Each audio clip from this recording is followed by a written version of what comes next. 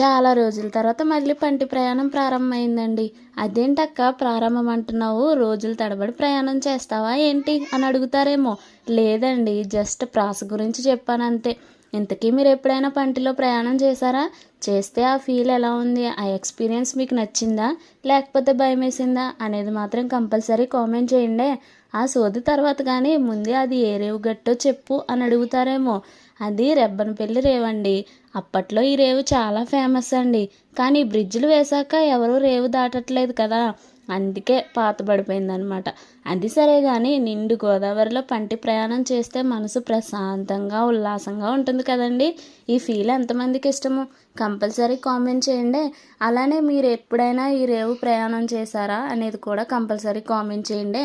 Video నచ్చితే మాత్రం మంచి మనసుతో ఒక లైక్ కొట్టి అదే పెద్ద మనసుతో నా ఛానల్ని సబ్స్క్రైబ్ చేసుకోండి. ఇక ఉంటాను మరి.